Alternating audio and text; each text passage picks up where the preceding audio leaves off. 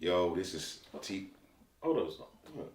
I know I'm always cutting you off, but you just popped up in the middle of the interview. Man, this your boy T Stone. Okay. Man. It's the co-host of No Cap Podcast. But before we, start it back up, I want to clear the air because I was overhearing jokes saying that you are Kendrick. No, you're not our Kendrick. You are John Connor. Thanks for clearing that up. You know what I'm saying? Thank you for clearing that up. No doubt. For sure. Thank you for clearing that up. For sure. Yeah. So. Wow. Thank you. Yeah. Yeah. But we also wanted to speak about saying far as like I feel like you haven't been hated from the city. You love from the city. Thank You you. know what I'm man. saying? And this is why we having this conversation with you. You know what I'm saying? Because we want to know the unknown. You know what I mean, y'all? Man, thank you for saying that. Cause like I said before we started rolling again, it was a long time where I felt like the city for whatever reason did not fuck with me like that. I feel like I used to say to myself joking when I'd be making beats like Flint fucking hates me, like, and I'd be like I don't understand why. You know what I mean? Like I never understood why. I almost used to feel like Flint felt like let it be anybody but John Connor. Like I used to feel like that. And I remember it would be times where me and Mateen would talk about that where I would express that to him like, dog, what the fuck? Like, you know what I'm saying? But I don't know, man. Well, I ain't trying to cut you off. No, go ahead. But I wanna elaborate on being from Flint and watching you from the outside. You know what I'm saying? Flint never hated you, right? But Flint is big on. They didn't go to school with you. You get what I'm saying? They didn't go to school with you, so they like, it's not from Flint for real. See, that was a lot of the arguments we used to get in the barbershop talk when we nigga John Connor the best fucking around here. Yeah. You know what I'm saying? Like, he ain't from Flint. He from Flint, bro. Born and raised. Born and raised. So that was a lot of it, bro. And then your sound was bigger than Flint at the time. You didn't sound like nobody around here. You know what I'm saying? I would say international. You had an international sound. Yeah. So, we went from, our, shout out to our dating families and our Jake the Flakes. You brought a whole different sound that they wasn't ready for at the time. But Dr. Dre and them knew what time it was. That's why they grabbed you like that. And you know what I'm saying? And then, like you said, you man, double XL. Freestyle, who did that? From Flint. It might not be big compliment to you, but on the outside looking in as brother. a fan, Flint rock with you 100%. Man, thank y'all for saying that because, dog, honestly, dog, like I said, I'm from here. Yeah. So the thing is, man, everybody want to be repped by their crib, by the crib. And they was sick. Flint secretly do it, bro. And that's love. Yeah. Because there was so many times, dog, that Flint don't understand how much I had to fight for them. How much I had to fight for us. Dog, here, I'm going to tell y'all real stories, and this shit is the truth. That's rolling. So all of this can get fact checked. This is real. I just keep it honest. Right. When I first got to Aftermath, and these are stories, like I said, that don't really get told because people don't know to ask me this type of shit, right? Right. Dog, I remember when I got to Aftermath, and I remember Dre was like, yeah, so you thought about what you gonna call your album? And then I remember me and Mo talked about this, and I said, what if we just named it Flint? And I was like, Dre, I want to call it Flint. And then he was like, Flint. Think of something else. Damn. So he told me, think of something else. So then the closest thing to Flint that I could do would be Vehicle City. So that's why the name of my project that was going to come out on Aftermath was going to be called Vehicle City, because at first it was going to be called Flint. I just wanted to call it Flint. F-L-I-N-T. That's what it was going to be called. And he said, no, think of something else. So then I said, all right, cool. I said, what if it's Vehicle City? He said, what does that mean? I said, well, it's these arches downtown Flint. I said, if you don't like Flint, I said, that's still me calling it Flint, but just without saying it. Because I work for this nigga, I can't disagree. It's like, if the nigga say it can't be Flint, then it ain't Flint. Okay, fine, fuck it. You gotta know what hill to die on, right? So it was like, all right, and that's how it became Vehicle City. So I had to fight for that. Wanting it to be called Flint. It was even a song on that album called Flint. The whole fucking album of Vehicle City was the story of Flint people, which that's why I'm gonna try to buy that album back one day when I can, just so if don't nobody else hear it but Flint. You know what I'm saying? To understand what I was attempting to do while I was in California. I would think about like times when the Flint water crisis happened, right? So I'm in California at the time, so I'm watching the shit on TV. You feel me? And I'm pissed because I'm thinking to myself like, damn, I'm signed to Dr. Dre and Aftermath. I want to say something. I want to use my voice. I want to. If I'm the only nigga right now, this is at the time. Like, right, this is, you know what I'm saying? This is at the time where, at that particular point in time, I was the only person from Flint at that particular space. Right. You know what I'm saying? Right.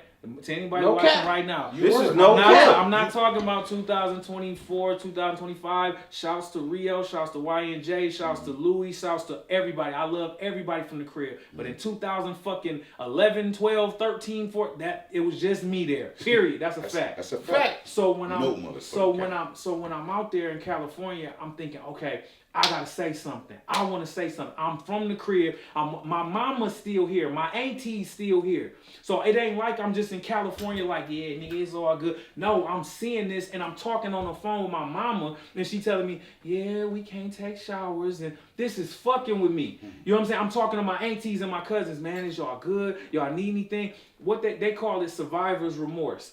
Like when you away from some shit, but you still listening to, you feel me? You listening to everybody you love still going through some bullshit, right? So it ain't like I was just in California, oh yeah, Dr. Dre, Snoop Dogg. No, I'm out there like fucked up. Like I feel like I'm not doing enough. Let's talk about that, brother. You feel me? So, but here's the thing I'm saying. So I remember I made a song at that time called Fresh Water for Flint, where it was featuring Keke Palmer. I believe it's on streaming sites now. I went on a nightly show with Larry Wilmore and performed it with Keke Palmer, right? Motherfuckers don't understand how I had to fight for that. I remember sitting in the studio with Dre. I said, hey man, I want to make a song about the Flint water crisis. He said to me, yeah, but why would you want to make a fucking song that's not going to be on an album though? I said, because I'm from there. He was like, yeah, but why would you want to do that though? I said, because my mama's still there. Now, this is Dr. Dre telling you this. Correct. Damn. And Dre, if you ever see this nigga, we had this conversation, so this happened. I'm not speaking down or talking ill. I'm telling you what happened in my life, with my account, what happened with my ears, my mouth, and what my memory is. Yeah. Like, you know what I'm saying? So I sat there and said, bro, can I please make this song? Can I please?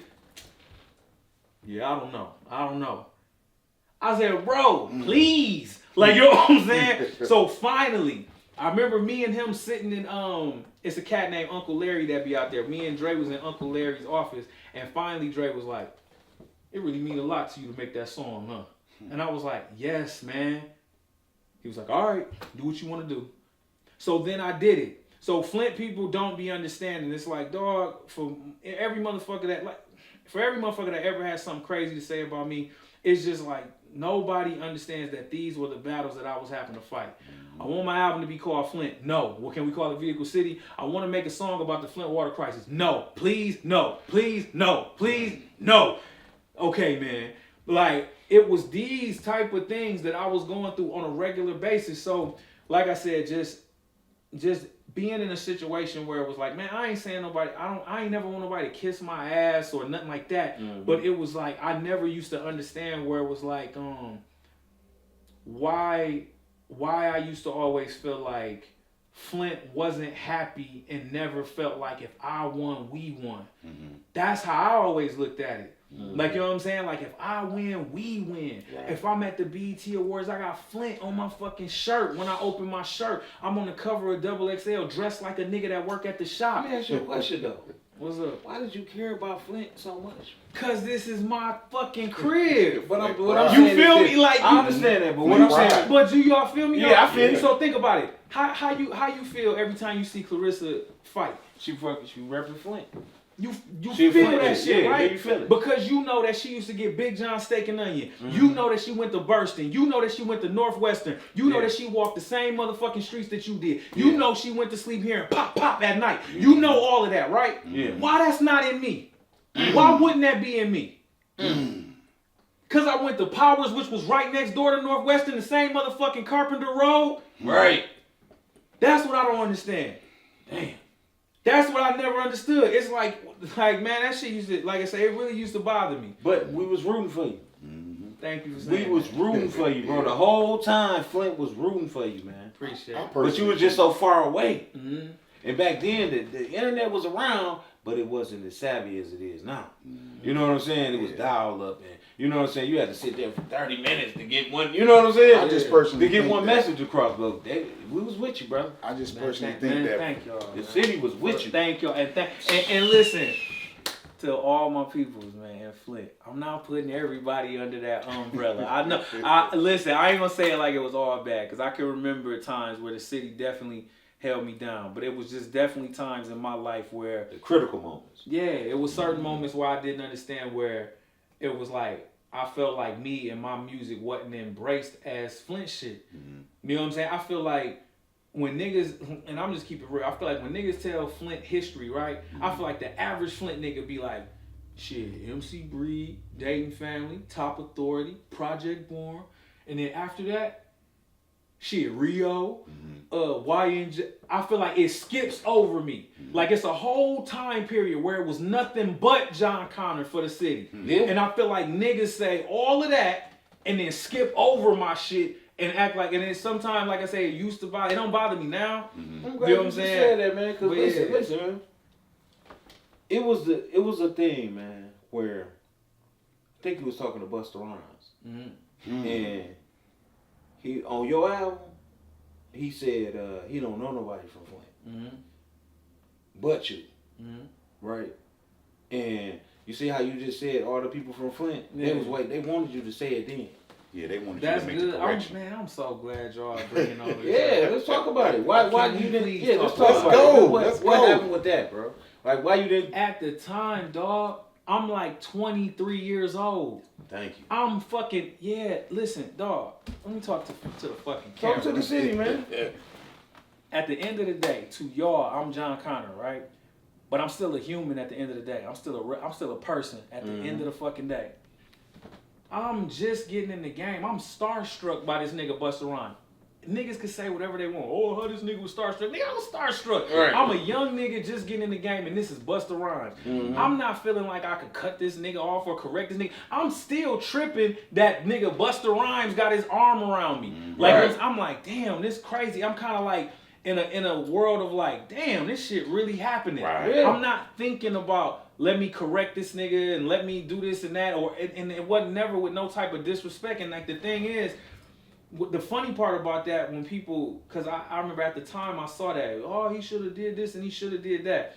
Well, let's talk about the million other times that I get interviewed, and the first thing out my mouth is MC Breed, the Dayton Family, Top Authority, Ready for the World, Project Born, every fucking interview. So I feel like motherfuckers took hold of one time where you got a young nigga who was starstruck, like, you know what I'm saying? They don't look at it like that. That's crazy. But that's But now that you breaking it down, You feel me? it makes so much sense, man. Like, right, what did niggas think that, I don't know what the fuck niggas be thinking, like, what I don't want to give niggas credit, like, Yeah. no, every interview, from the first time that I ever got interviewed, and why, and I'm gonna keep it so real.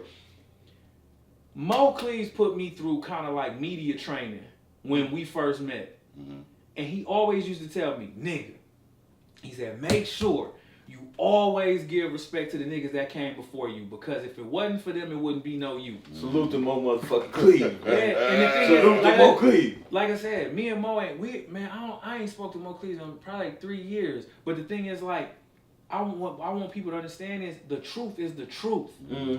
The truth is the truth. My truth ain't gonna never change based off of nothing else other than what happened. I'm always just gonna tell y'all what happened. I'm not gonna take credit away from a nigga. I'm not gonna give people more credit than they deserve. I'm just gonna always tell you what happened. Right. So the thing is, like, Mo always told me in them early days, like, nigga, he always used to say, like, cause you know what, motherfucker, it's gonna be one day you gonna be the old nigga, and these little niggas gonna come up, and all you gonna want is to hear them be like, man, John Connor did his thing. He said it's gonna make you feel good. He said it's gonna make you feel like what you did meant something. That's the shit that Mo put in me, pause, like at the time. You feel me? So for me, it's like when people got caught up on that one time that it was like, because think about it, that wasn't no interview. We coming out of the radio station, I'm tripping that I'm meeting Busta Rhymes. They cut the camera on. It ain't like a nigga was like, hey, we about to do an interview. Right. Like, We coming out the shit. I'm still tripping that I just rapped for Busta Rhymes. Right. Like, you know what I'm saying? So I'm still in the moment. Like, it's not like I'm ready for like an interview and a nigga asking me questions. It's, man, yo, nigga, Flint, John Connor, Mr. Flint, Michigan, nigga, Mr. New York City, nigga, it's just Flint, John Connor, nigga, blah, blah. I'm taking the accolades that he giving me. Right. So in that moment, I didn't know. Like I said, I was young, and I didn't feel like that was an appropriate time to cut him off and be like, well, hey, let me correct you real quick, Bus. It's like, no, it's like I'm a young nigga, like getting these props from this OG. So at the time, I just like, for me, it was like, that wasn't even on my mind. I was just accepting the props that he was giving me. Right. I didn't feel that's just like if any elder like was to come up to me and give me props, like I'm just gonna accept the props and then worry about the other shit later. Okay. Yeah. I said that.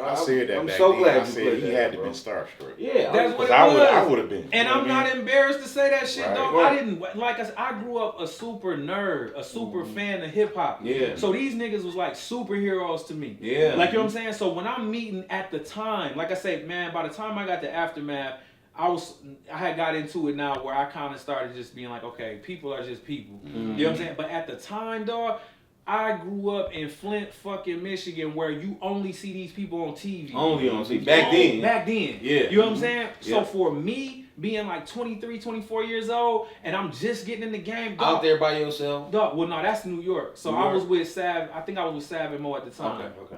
Could have been just Sav. It's been so long ago. But it's like, at that particular point in time, for me, man, it was like, I think that was my first time meeting DJ K. Slay. That was my first time even being in New York City, dog. So my mind just was just blown by everything I was going through. Okay. Yeah.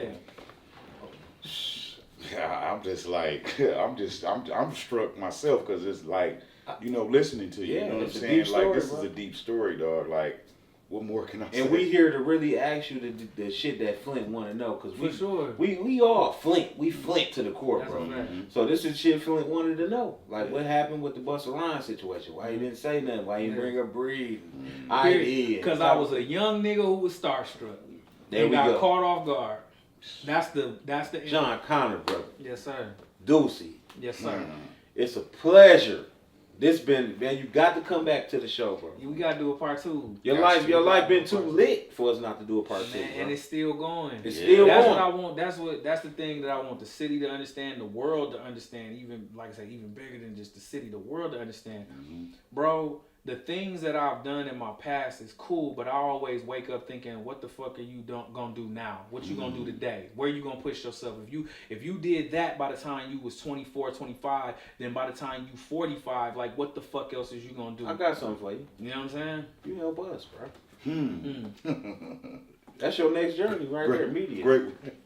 Damn. Being real. Mm. You know what I'm saying? That's an option. We put it out there for you. Yeah. And this No Cap Podcast, I'm your host, Joey Cash. I'm your co-host, T Stone. We got the one and only. Yes, sir. The people's rapper, John Connor. You did? Yes, sir. We out of here. Over and out.